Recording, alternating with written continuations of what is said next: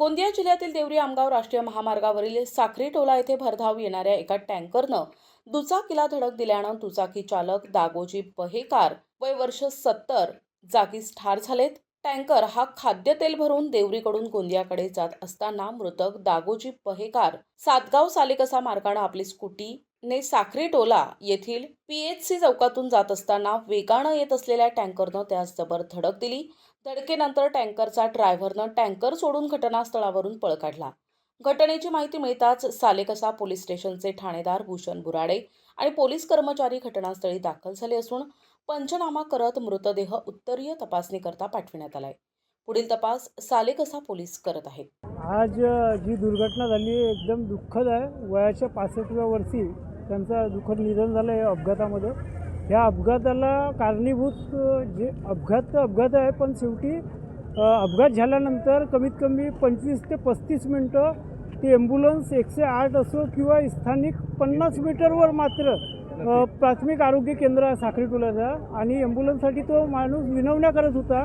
Doctor phone उचलायला तयार नाही, उचलला तर ते बाहेरच्या व्यक्तीला देता येत नाही असं त्याचं म्हणणं होतं म्हणे।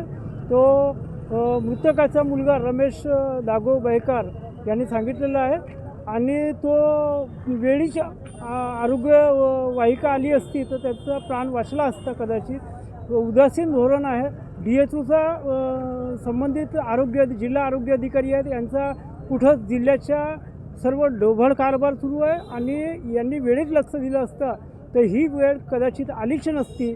म्हणून आता तरी जिल्हा प्रशासनाने याच्याकडे गांभीर्यानं घ्यावं।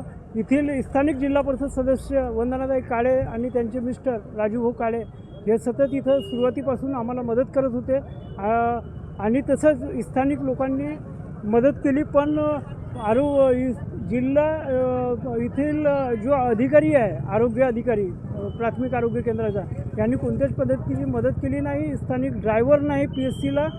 आता डेड बॉडी नेण्यासाठी पण आम्हाला बाहेरचा ड्रायव्हर बोलावा लागला।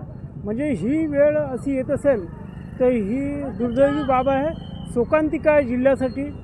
तरी पालकमंत्र्यांनी याच्याकडे लक्ष घालावं आणि लोकांच्या छोटे प्रॉब्लेम आहे याच्यातून मार्ग काढून द्यावा हीच विनंती। मृत व्यक्ती हा सिंगाटलाकडून साखरीटला मार्केटकडे येत असताना भरधाव वेगाने येत असलेल्या ट्रकने धडक दिल्यामुळे ते जागीच पडून राहिले। त्यामुळे 1 तासानंतर ॲम्ब्युलन्सला फोन केला, परंतु ॲम्ब्युलन्स वेळेवर न पोहोचल्यामुळे त्यांच्या जागीच मृत्यू झाला।